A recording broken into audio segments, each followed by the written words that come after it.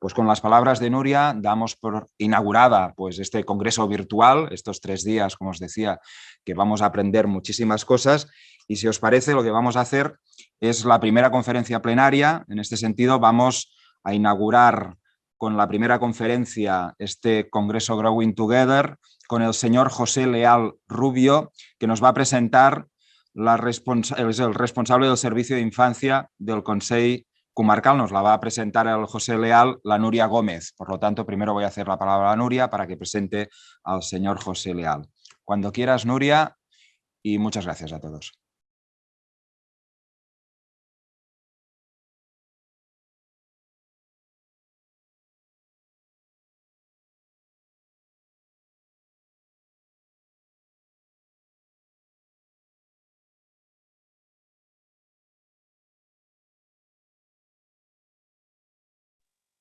Núria, no se sent, no tens el micro. Perdón. Tal y como ha dicho el presidente, daremos paso a la conferencia plenaria inaugural que impartirá el señor José Leal Rubio con el título Trabajo en red, una apuesta ética. Previamente voy a hacer una breve presentación del señor José, al que agradezco mucho su presencia hoy aquí. José Leal Rubio es psicólogo clínico, psicoanalista, cuenta con formación en bioética en el Instituto Borja de Bioética, fue presidente de la Comisión Deontológica del Colegio de Psicología de Cataluña, vicepresidente del Comité de Ética Asistencial en Salud Mental de la Fundación Congrés Català de Salud Mental, es asesor y supervisor clínico e institucional en servicios de salud mental en Cataluña y otras comunidades autónomas, también consultor en salud mental de niños y adolescentes en el programa Ágora, de colaboración entre la Unión Europea y el Gobierno de El Salvador. Es consultor y supervisor también en servicios sociales, educación y justicia. Actualmente coordinador de la Comisión de Ética y Legislación de la Asociación Española de Neuropsiquiatría, profesional de salud mental y miembro de la sección de los derechos humanos, y docente en másters y posgrados en varias universidades. Y también autor de publicaciones sobre psicoanálisis, salud mental, psicoterapia, instituciones, grupos, migración y ética, entre muchos otros. Dicho esto, ahora sí doy paso al señor José Leal. Adelante, José.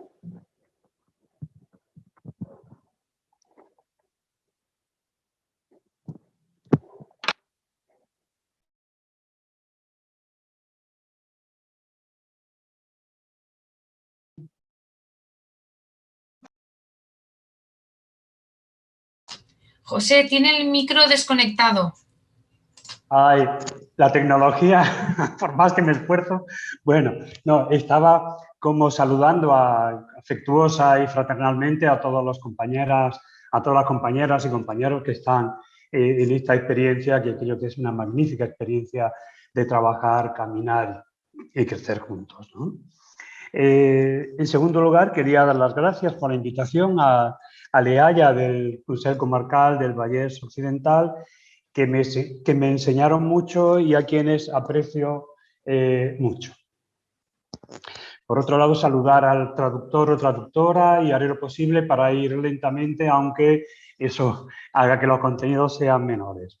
Quiero también tener un recuerdo, yo creo que conmovido también para todos aquellos que están padeciendo los efectos de esta crisis, que es sanitaria, pero que es terriblemente social, y que está afectando, como señalaba Inés y los otros compañeros que han hablado, a las capas de población que se llaman más frágiles o más vulnerables, pero que yo creo que son más vulneradas. Creo que hay que superar el concepto vulnerabilidad, en tanto es algo que nos abarca a todos, pero hay una diferencia entre ser vulnerable y haber sido vulnerado.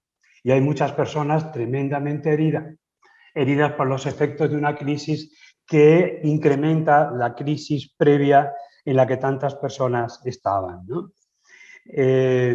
La interdisciplinariedad y el trabajo en red son dos temas que me han interesado desde hace muchos años, y en estos momentos diría que tengo una relación con ambos términos, interdisciplinar y de red, un tanto de cautela que iré exponiendo, ¿no? Cuando preparaba este texto para hoy, tuve un recuerdo infantil y de adolescencia que quiero expresar brevemente como para dar paso después a lo que va a ser un marco más conceptual. Yo nací en un pueblecito muy pequeño de la Sierra de Córdoba. No había agua corriente, no había electricidad durante el día, no había albañales, había un teléfono y un coche en todo el pueblo. Mis abuelos paternos vivían a 100 kilómetros más o menos en el sur de Ciudad Real, de Castilla-La Mancha, en una ciudad industrial minera en la que había unas fiestas que eran impresionantes, el 8 de septiembre. Yo iba con mis padres y mis hermanos a casa de mis abuelos a las fiestas y una de las cosas que me gustaba era el circo. Había unos circos maravillosos para un niño del pueblo que prácticamente no veíamos ninguna cosa. A veces anunciaban el circo y para dar impacto decían, había acróbatas y decían, y habrá el triple salto mortal sin red. Nunca fue así, porque no lo hubiera tolerado ni me hubieran llevado, ¿no? Pero siempre cuando entraba al circo veía la red, me daba una gran tranquilidad. Y yo creo que la red, empiezo señalando que la red es garantía y protección y nos preserva de los riesgos de heroicidades innecesarias. Heroicidades que no dejan de ser más que narcisismos cuando uno piensa que solo puede hacer las cosas, ¿no? Me gustaría pienso organizar mi intervención como en 4 grandes áreas. ¿Qué es la red, desde mi criterio? ¿Qué es trabajar en red? Condiciones necesarias para el trabajo en red y el título ya señala un poco que en mi criterio la cuestión ética es básica para cualquier trabajo, pero mucho para el trabajo en red. Se llama así el título, Trabajar en red, una apuesta ética, aunque después, mientras lo preparaba, pensé que podía llamarse también Trabajar en red o ser acróbata, ¿no? Como alternativa, ¿no? Bueno, las dificultades del trabajo en red y hacia una ética del trabajo en red, ¿no? Yo he ido viendo la creación de servicios al amparo del desarrollo de las políticas del bienestar que se han producido en el Estado y en Europa y que ahora están de nuevo en crisis, ¿no? El reconocimiento de necesidades variadas es lo que ha llevado a la creación de servicios específicos para proveer la atención de un modo más especializado y con mayores niveles de eficacia y de eficiencia. Dicha creación de servicios tiene como objetivo hacer frente a las múltiples necesidades de los sujetos en una comunidad. A ese entramado, a esa urdimbre creada para hacer frente a las necesidades individuales y colectivas, la llamamos red. Yo entiendo la red, el concepto de red, más bien como el entramado de vínculos en los que se construye el sujeto psíquico, es decir, el sujeto social y a la inversa. Porque nosotros nacemos como cachorros desvalidos y lo que nos sostiene es la función materna que está incluida en una serie de vínculos que son la red. Una parte importante de ellos, la primera red, es el entramado familiar. La madre, su función y todos aquellos que acompañan al sujeto desvalido para que pueda crecer y vivir en sociedad. Por tanto, la red atempera el desvalimiento originario y ofrece amparo. Somos desde el principio red, nos criamos en una red. Sin ella estamos solos, que es la más terrible de las experiencias porque siempre necesitamos de otro.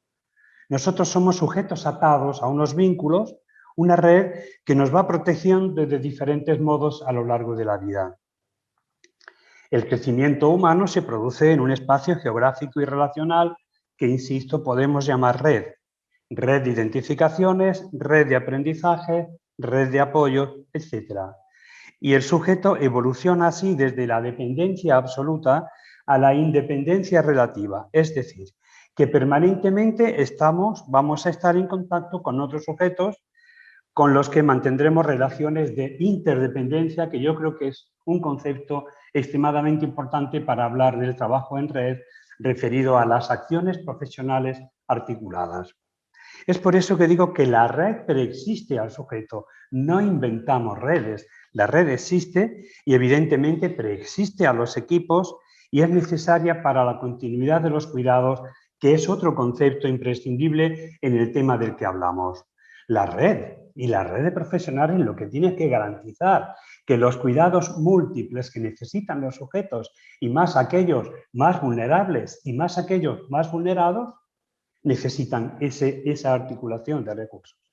A mí me gusta mucho la definición que María Moliner da a la palabra red y dice así, ¿no? Dice, la red es una malla de hilo, cuerda, alambre, etcétera, de forma adecuada para contener o retener cosas o para cualquier uso. Me interesa destacar especialmente lo que dice de forma adecuada para contener o retener, porque remite a la función social de las instituciones, que es la de contener las ansiedades que produce el hecho de vivir en sociedad, que son muchas. La red, por tanto, antes que un conjunto de servicios profesionales, es el espacio comunitario formado por instituciones y personas con la función de sostener la vida y de sostener la vida en dignidad. Es, por tanto, en el seno de la comunidad donde se producen los distintos hechos que llevan al crecimiento de los sujetos, donde se generan las dificultades y donde se producen las situaciones necesarias para hacer frente a las mismas. Todo ello configura la red social, compuesta por sujetos, por grupos, por instituciones, que interaccionan y son interdependientes, sobre la cual trabajan los profesionales organizados en equipos con una determinada especialización que da sentido a su intervención singular. Dicha especialización conlleva una visión parcial del sujeto, de lo que le pasa y del modo de afrontarlo. Por eso el trabajo interdisciplinar es imprescindible para poder articular las diversas miradas, porque cada mirada de cada disciplina es, lógicamente, limitada por su propio campo de conocimiento. El término red, en su multiplicidad, nos remite tanto a una dimensión conceptual, que es algo que me interesa expresar, como a una vertiente instrumental, que será lo que defina como el trabajo en red, ¿no?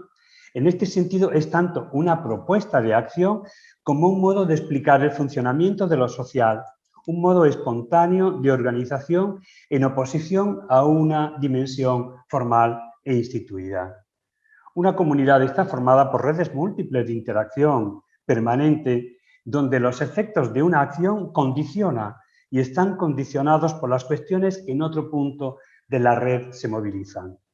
La red, en su dimensión operativa, surge de la percepción conjunta de los problemas comunes y de la posibilidad de resolverlos con base en la articulación entre los diversos servicios que están implicados en un tema y en su solución. Trabajamos, pues, en la red social, con las redes sociales que son el entramado contenedor de la vida de los sujetos, de los grupos y de las instituciones. Trabajamos además en la red en red, es decir, organizando también un entramado, una urdimbre de intervenciones de forma coherente para lograr el desarrollo de la comunidad y la cobertura de sus necesidades. Por tanto, ¿qué es el trabajo en red? Yo creo que es una estrategia vinculatoria de articulación e intercambio entre instituciones y personas que deciden asociar voluntaria y concertadamente sus esfuerzos, sus experiencias y sus conocimientos para el logro de un fin que ha de ser común y que por lo general es la solución de las dificultades y el desarrollo armónico de la persona, en el caso de la red de infancia, de las niñas, niños y sus familias. Por tanto, la red es el resultado de esa estrategia y constituye una modalidad de organización y de gestión que adoptan los miembros que deciden esa vinculación, cuyas características han de ser la adaptabilidad, la flexibilidad, la apertura, la horizontalidad, la fluidez, la espontaneidad de las relaciones, la interacción, la complementariedad y el intercambio creativo. Todo esto son adjetivos que describen un conjunto de actitudes. Quiero señalar con ello que el trabajo interdisciplinar, que es la primera red profesional, antes que la red más amplia, y el trabajo en redes no es, en principio, una cuestión metodológica, sino una cuestión de actitudes y de disposiciones. La primera de ellas es la disposición al encuentro con el otro. ¿Por qué? ¿Por qué el encuentro con el otro? Pues porque nos necesitamos. ¿Por qué nos necesitamos? Pues porque somos seres limitados. El saber de nuestras disciplinas es limitado y nuestros servicios tienen limitaciones a la hora de afrontar situaciones complejas. Recalco esta idea de la necesidad del otro, está muy presente tanto en el psicoanálisis como en la filosofía, menos la filosofía que yo concurro, ¿no? Y desde luego al pensamiento feminista, es decir, esta es la ética del cuidado. De lo que estoy hablando es de la ética del cuidado, que es una ética básicamente feminista y que yo creo que es el punto de partida para una transformación muy necesaria de esta sociedad que no deja de ser una sociedad machista y patriarcal todavía. Lo que nos lleva al encuentro con el otro es el reconocimiento de nuestra fragilidad originaria y la búsqueda de una complementariedad que lo aminore. Y el saber que la cooperación permite el logro de unos objetivos que nunca alcanzamos solos. Eso implica el reconocimiento, de nuevo, de la interdependencia y el rechazo de la autonomía absoluta y la prepotencia de un profesional, de una disciplina o de un servicio. El vínculo que se genera en una relación de cooperación ha de tener carácter horizontal, es decir, de relación entre iguales. No hay jerarquías en base a ser más o a ser menos. No hay jerarquías en base a los estatus. Cuando se reúnen equipos variados, no es más salud mental, porque es salud mental, que el educador, la educadora que está atendiendo a un niño o la trabajadora familiar que asiste a la familia. La red tiene que ser horizontal, igualitaria, aunque diferente en la aportación, pero diferente no en términos de jerarquía, ni en términos de estatus, sino en términos de operatividad. Este espacio debe estar acotado por los acuerdos y normas que se establezcan.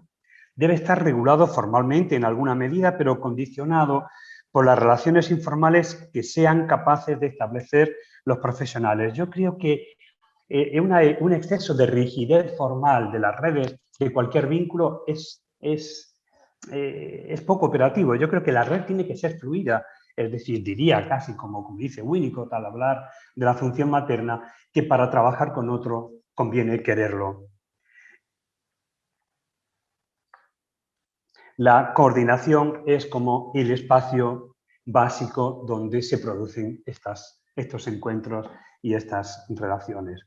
Trabajar en redes, por tanto, coordinar objetivos y los recursos necesarios para llevarlos a cabo. Si no se produce, el sujeto queda perdido, el propio usuario, en un sinfín de intervenciones deslavazadas y quizás repetitivas, a través de las cuales se pierden muchos recursos y muchas energías.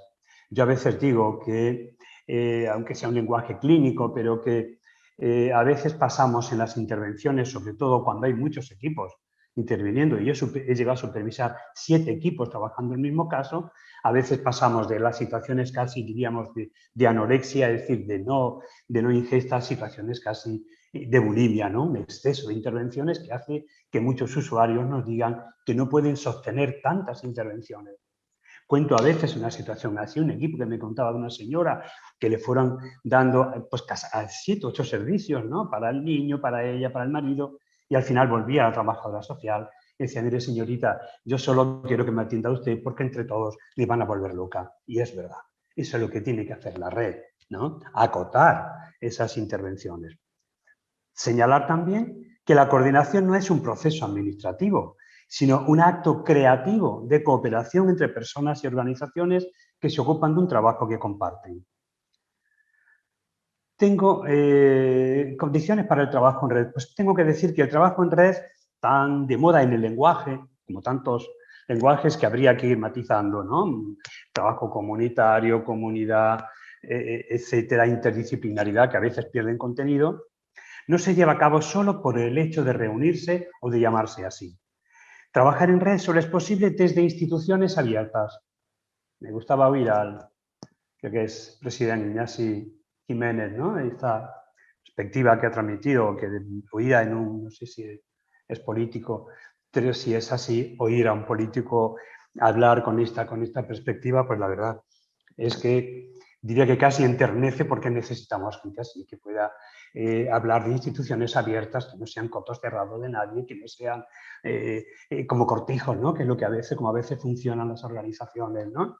Por tanto, trabajar en red solo es posible desde instituciones abiertas, con conciencia de que su función es prestar un servicio a los otros, que están orientadas al entorno y a las que le interesa más lo que se hace que el control, la uniformidad y la predecibilidad, donde organizarse está en función de la tarea y donde las cuestiones jerárquicas no deben ser importantes al al definir la estructura.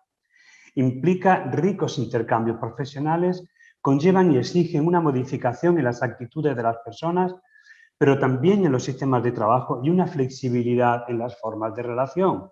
La rigidez de las mismas no lleva a nada bueno, ni los narcisismos que se producen. Pero hace falta una apuesta política también, ¿no? Una apuesta política en el sentido más digno de la política, no partidista, sino de proyecto colectivo para hacer y confiar en los profesionales y en sus prácticas.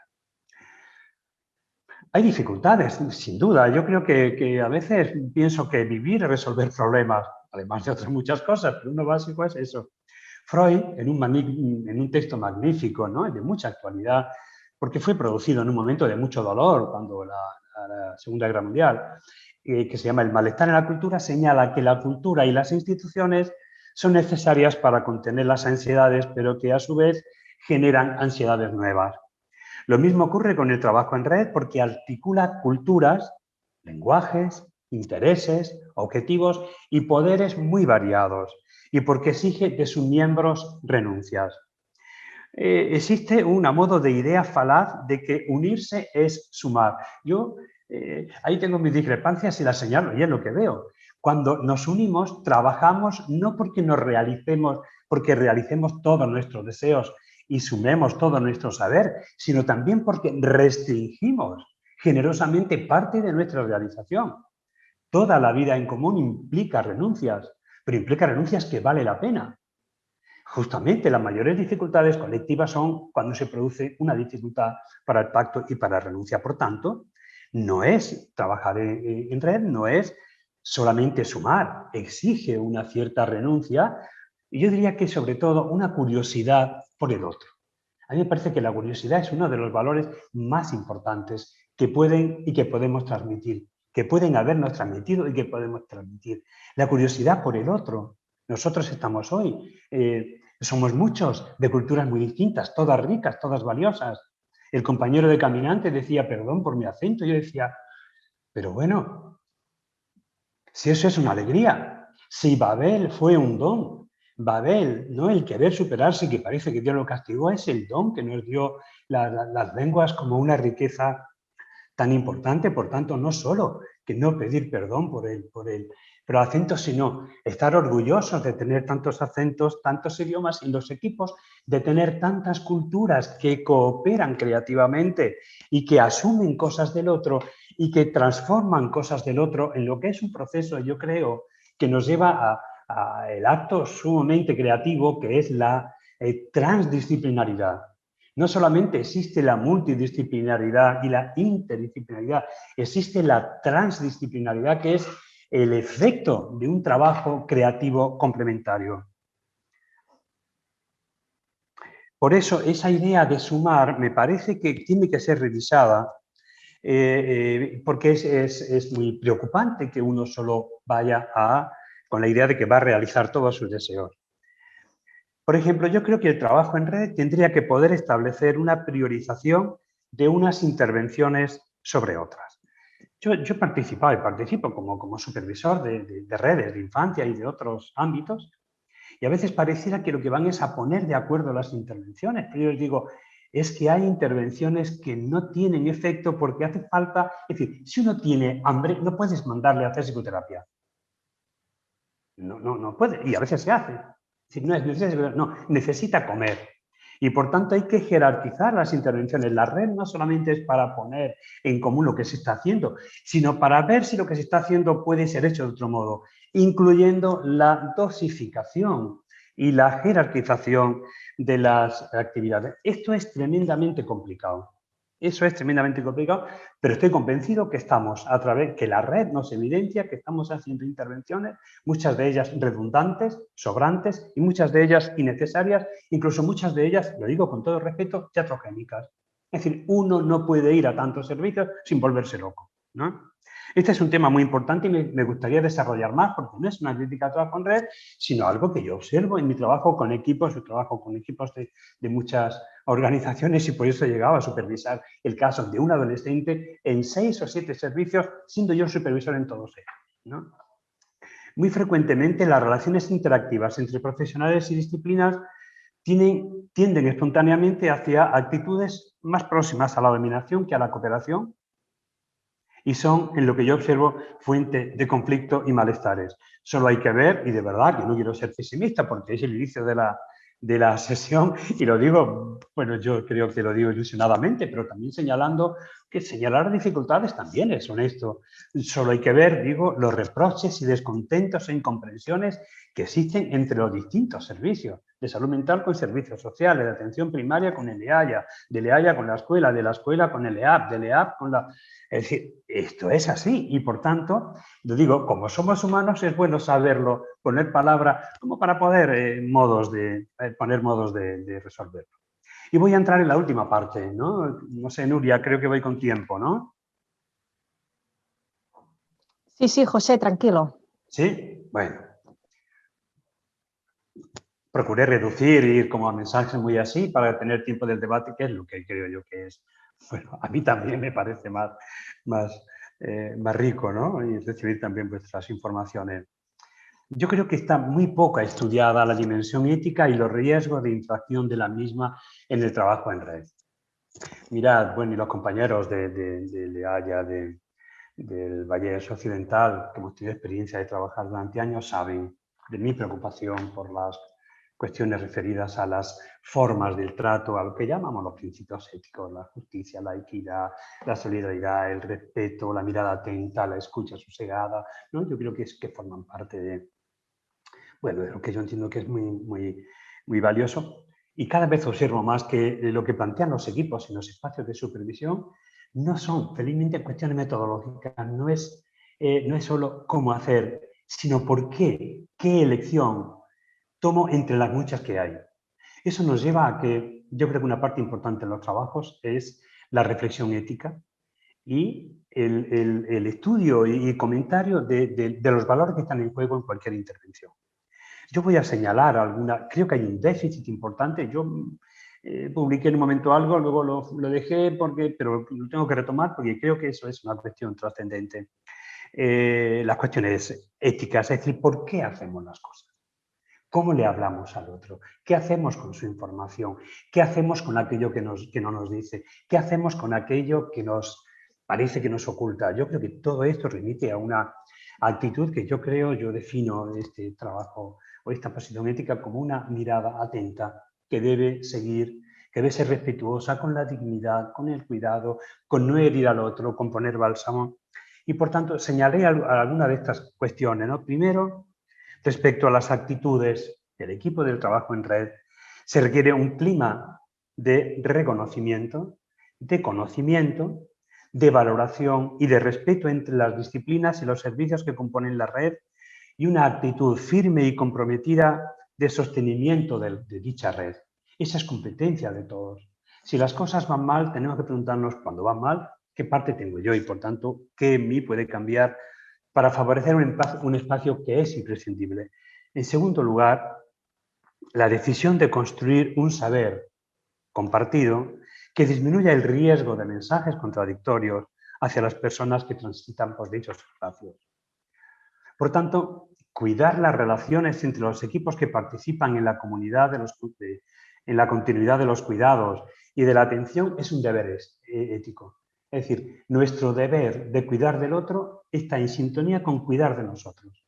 Cuidar de sí es el primer deber ético. Hay un trabajo muy bonito de Foucault sobre el cuidado y el sustento de la libertad, porque si cuido de mí no puedo de ninguna manera descuidar del otro.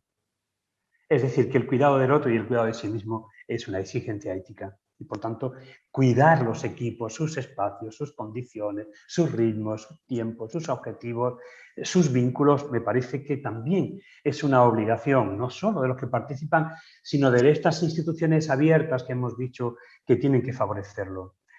Hay una cuarta cuestión muy amplia, que es el tema de la información y del secreto profesional, ¿no? Y el respeto a la información del otro. Al hablar de la información hemos de referirnos tanto al tipo de información, a la información pertinente, como al modo y a los soportes en que se expresa. El tema de la información es muy preocupante porque yo creo que se ha instaurado muy frecuentemente en los servicios la idea de que mientras más sabemos de las cosas que le pasan al otro, más podemos ayudarle, cosa que no es verdad. Lo que nos importa es la información pertinente y eso es un tema muy importante porque hay carpetas llenísimas de informes, más cuestiones a veces tan nimias como si la madre llevaba tacones, si el padre llevaba ojeras esa mañana en que lo vio el director de la escuela o sí, etcétera, etcétera, etcétera, ¿no? Los profesionales y servicios que participan en la relación permanente o esporádica han de establecer los criterios referidos tanto al tipo de información, definir los criterios de pertinencia y garantizar la confidencialidad de la misma dentro del circuito asistencial. No solo están sujetos al secreto aquellos que intervienen directamente en el acto del cuidado, sino por extensión todos aquellos que por exigencias de la organización de la atención tienen contacto con la información verbal o escrita. Convendría delimitar, en mi criterio, quién tiene la responsabilidad de garantizar que no se manejen de modo innecesario las informaciones, aunque creo que todo profesional, también el de administración, debe sentirse exigido e incluido en los que se puede llamar el círculo amplio de confidencialidad. No estoy hablando de la ley de confidencialidad de datos, que eso es, diríamos, el marco, sino a la actitud y a la predisposición de realmente a cumplirla, evidentemente. En lo posible, la persona atendida en un sistema de red debería ser informada de las características de las relaciones entre los profesionales que se encargan de ese cuidado.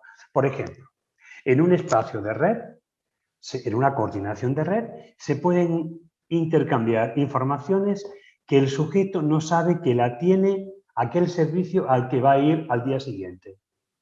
Esa situación a mí me parece que genera desamparo y por tanto yo creo que habría que ser muy cuidadoso con aquello que se informa.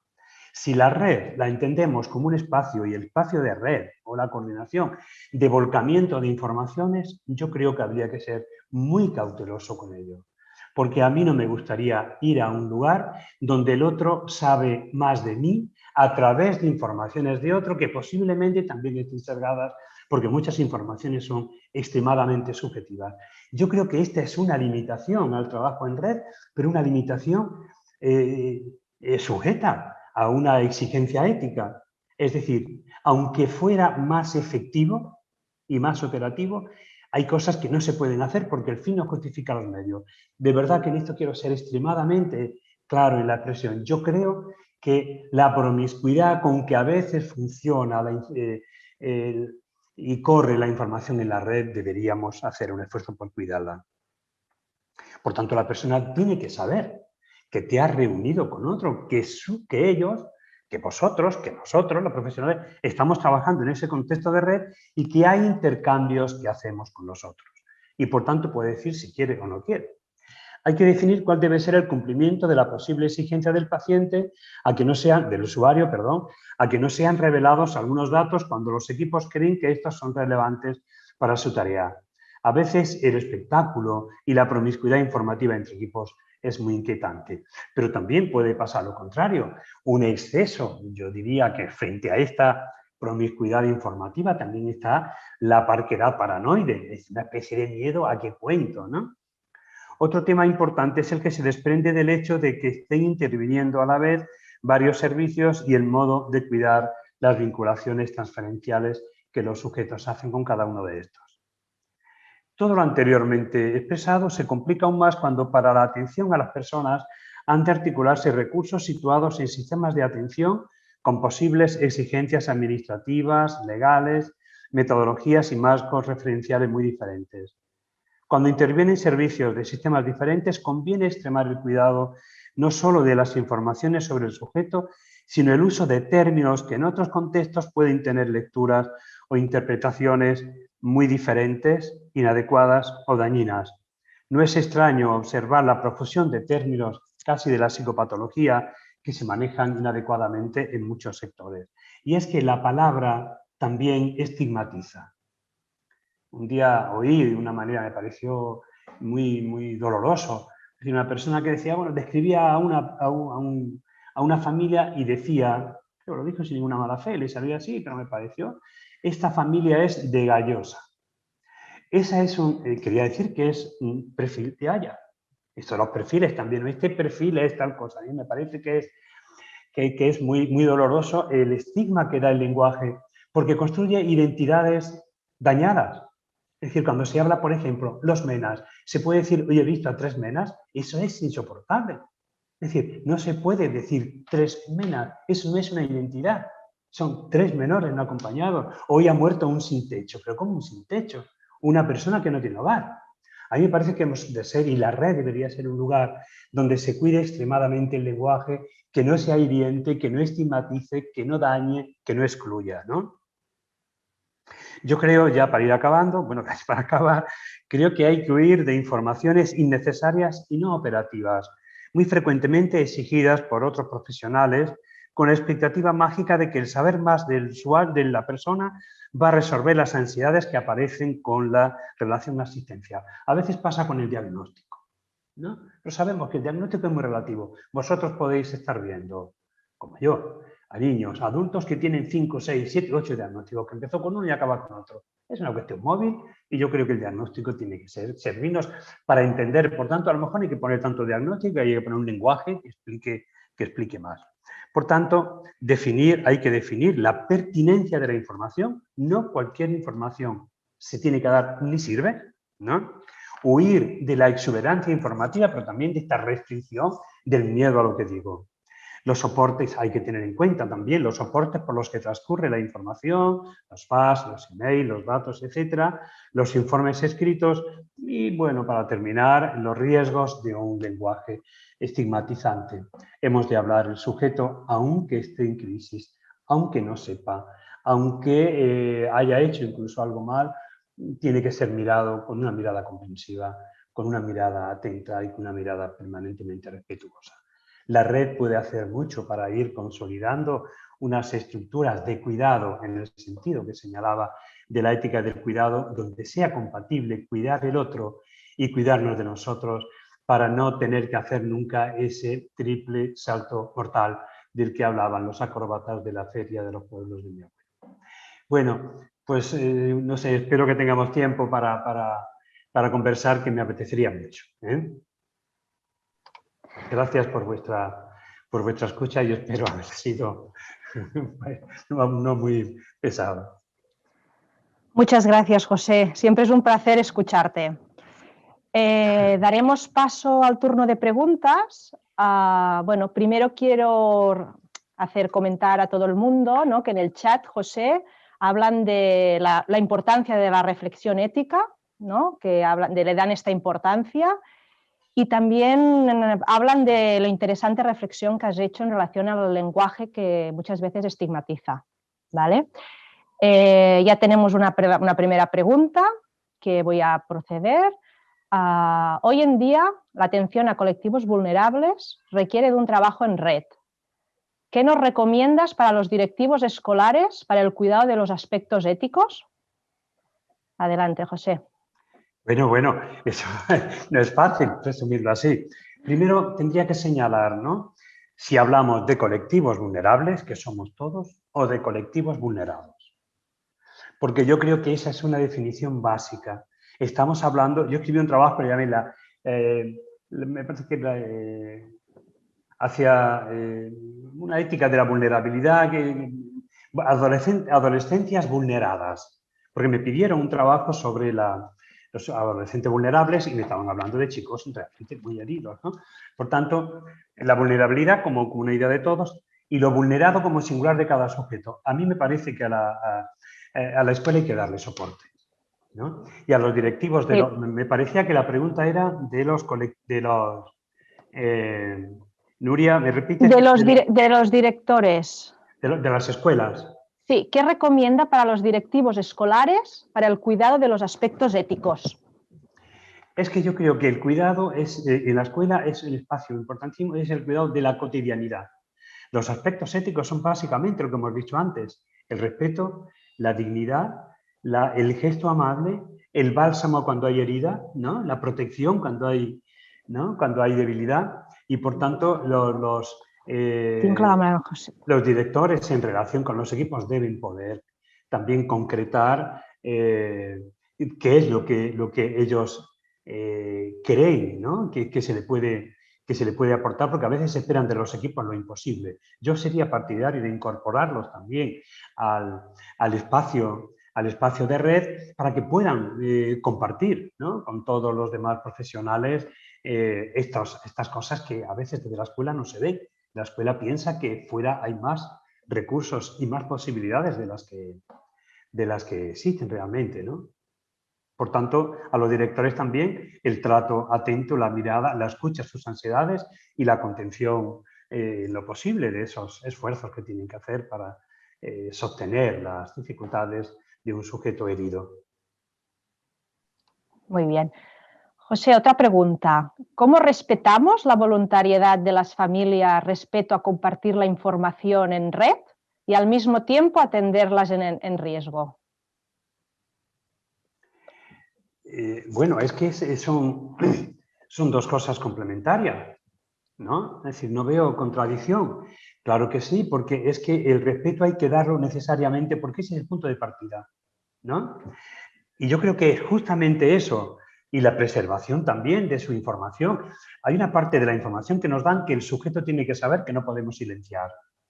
Es decir, si alguien dice que está pegando a su niño o que está cometiendo un acto que está penado, estamos obligados a señalarlo porque nos lo dice la ley. Pero hay otras informaciones que no son tan importantes, no son imprescindibles.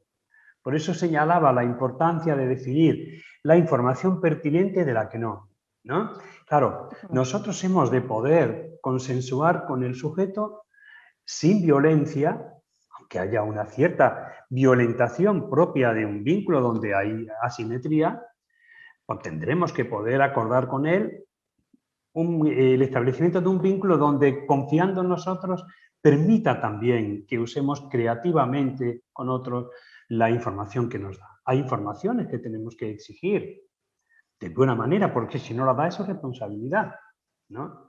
Y por tanto yo creo que hay que hacer compatible ese atender bien al otro y ser respetuoso con su deseo, pero también transmitirle nuestras propias limitaciones, ¿no?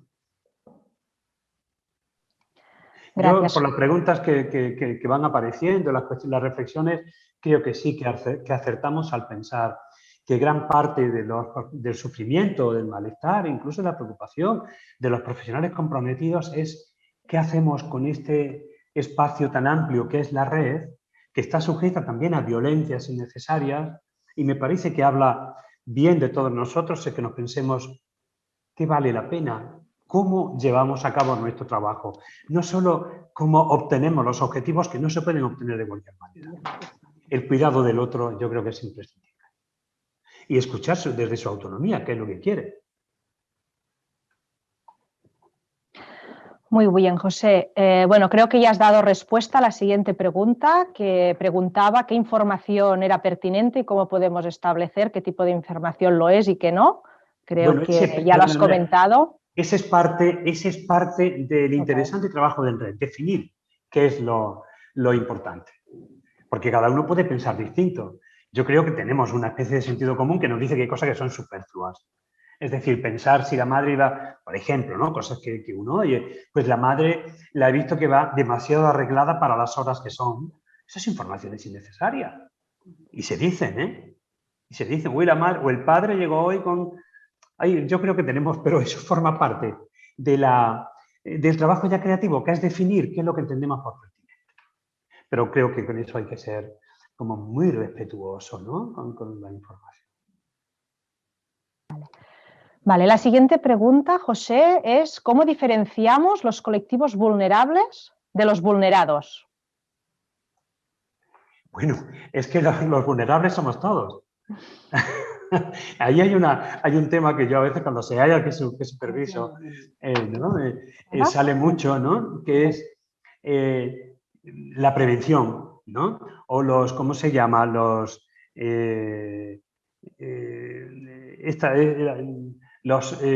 expedientes de riesgo, que es un tema que me preocupa mucho porque a veces están abiertos eternamente, porque es que en efecto somos, por definición, seres vulnerables. El sujeto vulnerado lo vemos porque tiene herida, porque está excluido de la sociedad, porque está sufriendo por distintas razones, porque no tiene que comer, porque o tiene poco. El aumento de la pobreza infantil está siendo una lacra, empieza a ser, ¿no? Porque no tienen una vivienda adecuada, porque no han vivido en la ternura necesaria. Hay muchos sujetos con los equipos con los EIAs, lo vemos con frecuencia. Yo estoy trabajando ahora un tema que es un trabajo que publicaré pronto, que será de la fragilidad y la ternura, ¿no? El ejercicio de la ternura en la clínica y en el cuidado, ¿no? Es decir, hay sujetos, hay maltratos o tratos, distratos, sabéis que es un concepto que a veces utilizo para diferenciar, ¿no? Que no tienen que ver con el mal querer al otro, sino con no saber. Es decir, con no haber tenido una experiencia de ternura, que es lo que nos contiene. La ternura es la que constituye el vínculo y la ternura solo se puede poner en juego cuando uno percibe la fragilidad del bebé que llora y te conmueve y lo coges y lo abrazas y lo arrullas. Eso es la ternura. A veces eso no se ha producido, también porque no hay condiciones para ello y porque hay una transmisión de la violencia. Por tanto, la diferenciación entre vulnerable y vulnerado yo no la veo, porque vulnerable es como una descripción constitutiva de todos nosotros, que mañana podemos estar heridos por algo, por un desamor, por una enfermedad, por lo que fuera, mientras que ser vulnerado es otra cosa. Lo que pasa es que hay sujetos que pueden no reconocer estar vulnerados. Por ejemplo, adolescentes graves con trastorno de personalidad pueden estar en una omnipotencia que no sienten que están frágiles. Claro, con ellos yo creo que cuando ha fallado la ternura o cuando ha fallado el cuidado básico, como en muchas situaciones que veis, los equipos sobre todo de infancia, no hay que pensar en los maltratos, sino en los déficits, incluso en las discapacidades que pueden tener, no físicas, sino capacidades limitadas para la crianza, y por tanto lo que debe conmover en nosotros no es tanto un expediente de riesgo que va unido a la vulnerabilidad, sino un expediente de soporte que va unido a lo vulnerado. Yo creo que esa es la diferencia. La vulnerabilidad es constitutiva, lo vulnerado es la experiencia de haber sido herido en una mayor o menor medida y el modo en que se ha respuesto a esa herida. Yo creo que la idea de... desde luego, todos estos pensamientos, se estaba pensando ahora en Judith Butler, ¿no? Que habla de la fragilidad originaria, ¿no? O de Winnicott, o de tantos otros, que es un tema muy trabajado y que tenemos que poder seguir pensando como para sentirnos interpelados por ese dolor del otro y sentirnos también que, como dice Levinas, que todo lo que le pasa al otro en algo tiene que ver con nosotros, es decir, que somos responsables de los demás, ¿no? Muy bien, José. Hay varias preguntas más a las que daremos paso hasta las 11, que haremos el break. ¿Crees que hemos evolucionado desde visiones paternalistas hacia enfoques más interpretativos o quizá deliberativos o mixtos? ¿Cuáles son los nuevos riesgos asociados a estos cambios? Sí, yo creo realmente, yo empecé, entre otras cosas, ¿no? Cuando hablaba Ignasi de Lealla, del Consell Comarcal, yo supervisé, eran 3, después estaba con todos vosotros, que erais muchos. Yo creo que ha habido un aumento de recursos importantes y yo creo que sí. Yo he visto que hay un aumento en la sensibilidad de los profesionales y un deseo de prácticas deliberativas, ¿no? A mí me alegra ver eso. Lo que pasa es que no es fácil, porque necesitan también, hacen falta muchos soportes, pero creo que sí, que está habiendo una mayor sensibilidad y yo lo veo, al menos en los equipos con los que yo trabajo, la reflexión ética, que no es un problema de los profesores de filosofía, la ética es de todos, ¿no? No pensemos en la ética como lo que... No. Yo observo en los profesionales una reflexión cada vez mayor de por qué hacemos esto y no lo otro. Desde esa perspectiva, yo sí que soy optimista. Es verdad que el tiempo nos lleva a una vorágine, ¿no? Y en este momento de incertidumbres, encontrar tiempo de sosiego para poner en común, para, ¿no? Bueno, a veces nos piden respuestas rápidas, también los políticos tienen que saber que no hay respuestas rápidas, que no se resuelven, los equipos entre sí se exigen soluciones, ¿no? Pues primaria puede exigir que retienen a un menor porque creen cuando el equipo está viendo que las condiciones no son las adecuadas. Creo que la deliberación, la ha señalado bien esta persona, esta que leía, Nuria, la deliberación es una condición para llevar a cabo propuestas en poblaciones especialmente fragilizadas, frágiles, heridas, dañadas, etcétera, ¿no? Vamos a la siguiente. Respecto a la afirmación firmeza en la intervención con respeto de la rigidez, ¿es el trabajo en red entre instituciones un reto que va a tener fricciones siempre? Por ejemplo, en la intervención en protección a la infancia, donde intervienen ámbitos muy diferentes, administración de equipos, técnicos, escuelas, tercer sector, salud mental. Sí, bueno, hay una parte que precede eso. Yo creo que sí, que va a haber fricciones siempre. Pero es que no tenemos que preocuparnos de las fricciones, sino del modo de resolverlas. Porque también sería un totalitarismo tender a una especie de un lenguaje común, que a veces se dice muy exageradamente. Tenemos que hablar un lenguaje común. Fue de las primeras cosas que yo oía cuando empezaba a trabajar en temas interdisciplinares. No, no. Y yo digo, desde Babel no hay un lenguaje común, ¿no? Por tanto, porque el lenguaje común y la posición común del equipo es totalitaria. Perdonad, yo soy así de rígido. Y las familias tienen que ver, igual que los niños tienen que ver, que los padres tienen discrepancias y que las manejan coordenadas adecuadamente. Y no es vamos a una, esta idea también de la familia que vamos a una, pero los niños pueden ver matices. Lo que pasa es que tienen que pensarse con respeto. El trabajo en red, de verdad, en lo que yo observo, está siendo muy difícil. Igual que lo fue el trabajo comunitario. Igual que lo es la implantación de una salud mental comunitaria frente a una salud mental centrada en el hospital, ¿no? Pero ese es un reto creativo. La dificultad es la condición para crear, para resolverlo. Lo que importa es disposición. Yo creo, una respuesta muy clara, siempre habrá fricciones porque son culturas distintas. Igual que puede haber fricciones entre las propias, yo a veces digo que el trabajo interdisciplinar es un trabajo intercultural. Claro que sí, pero no se trata de que no haya fricciones, sino de que puedan ser, volviendo a lo anterior, pueda producirse una deliberación en la que se llegue a acuerdos que implican siempre renuncias porque vivir en sociedad es así. No hay que asustarse de las fricciones, hay que poder llegar a acuerdos, porque si no... A mí me parece que el totalitarismo del pensamiento también es muy malo. Y por tanto, la red es un espacio de diversidad. Esto es muy importante, Nuria, me apetece recalcarlo, ¿no? Porque si no, la fantasía es que tenemos que ser una balsa de aceite, estar de acuerdo en todo, e incluso a veces implica un armarse frente a la familia, es decir, todos a una. No.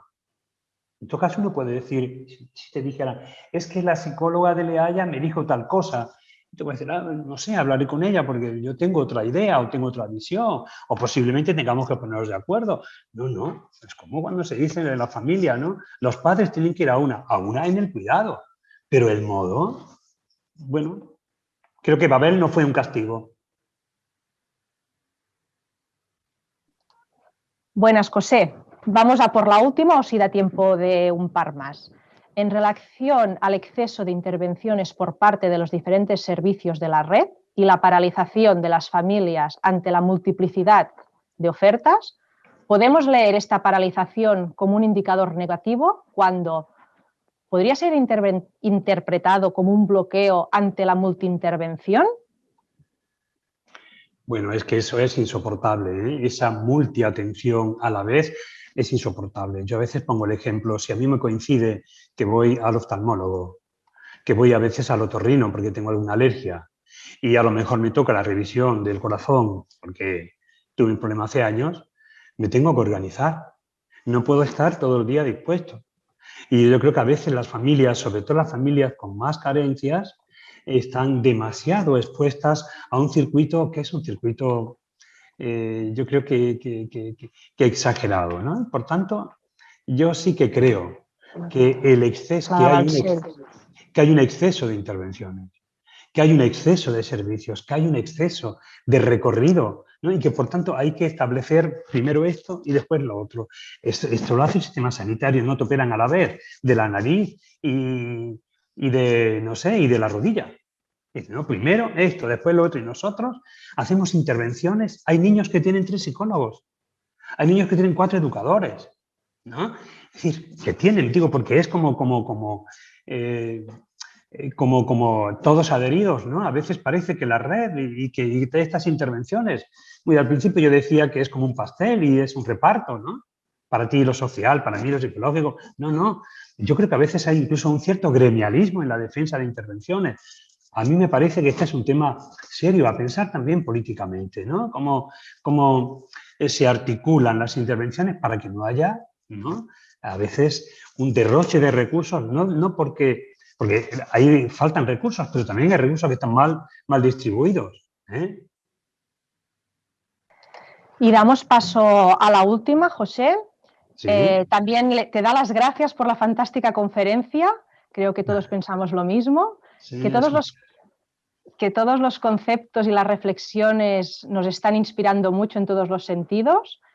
Creemos que el trabajo en red puede causar esa promiscuidad informativa y que solo la ética en el trabajo puede solventarla, pero ¿crees que es hora de superar el trabajo en red para avanzar en partenariado real, en un único plan de trabajo que sume todas las perspectivas?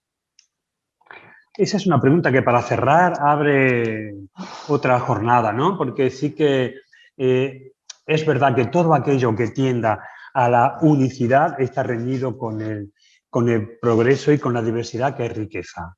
Por ejemplo, el manicomio, la institución que todavía persiste de alguna manera en la cabeza de muchos, era un lugar donde se producía la vida.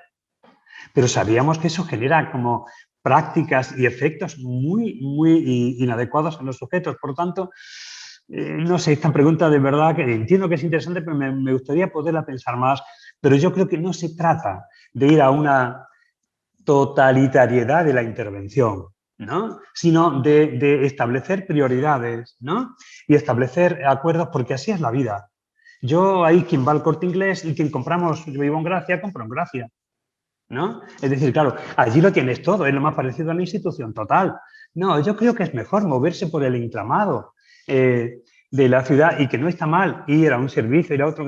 En un tiempo el Ayuntamiento de Barcelona hizo una cosa que le llamaba, creo que era compactación, después no se llevó a cabo, que era como la pretensión hace muchos años, de tener un lugar donde estaban todos los servicios. A mí eso me asusta un poco, porque esa es la institución total que yo he vivido cuando trabajaba en salud mental en el ámbito manicomial, ¿no? Por tanto, bueno, apoyo, complementariedad, interés por el otro, capacidad para dosificar los deseos de uno, participación del usuario, favorecimiento de esa autonomía, trabajo por la justicia. Yo lo prefiero a instituciones que sean muy, a mí lo total y lo totalitario, o lo que puede significar eso, me resulta un poco, lo temo. Yo creo en los barrios, yo creo que el movimiento entre las calles, en la vida de los vecinos y en las intervenciones que están colocadas en sitios distintos, pero bien articuladas. Muchas gracias, José. Hay más preguntas, pero creo que bueno, ya hemos sobrepasado el tiempo, así que creo que ha sido muy interesante, que siempre que te escuchamos nos haces pensar, y eso es bueno. Y nada, sobre todo darte las gracias por haber aceptado nuestra invitación, y muchas gracias por todo, José. Ahora daremos paso... Para mí un placer también colaborar con todos vosotros. Ánimos para un proyecto que vale la pena, ser creativos, confiar en vosotros, moveros, como se ha planteado antes, en estos ámbitos internacionales, viendo la riqueza de los otros, con curiosidad de lo que sabe en cada sitio y con esta curiosidad que es muy propia de la infancia. Yo tengo un nieto de 3 años con el que estoy disfrutando y de las cosas que más disfruto es que todo le interesa, descubre el mundo, crea el mundo. Esto es lo que tenemos que aprender también de los niños con los que trabajamos y facilitarles la experiencia de poder descubrir, ¿no? De poder descubrir todo lo hermoso que hay también a nuestro alrededor. Un abrazo para todos, un buen día y agradecido a este encuentro tan grato para mí también. Muchas gracias, José. Damos paso a la media hora de pausa y nos vemos dentro a las 11:30. Venga, gracias. Adiós, adiós. Adiós, José. Adiós, Nuria. Solo recordar que para las siguientes sesiones, para las siguientes mesas redondas, tendréis que acceder al link directo que hay en la página, porque esta sesión finaliza ahora. Y bueno, nos vemos en un rato. Ser puntuales. Muchas gracias. Gracias a todo el mundo. Adiós.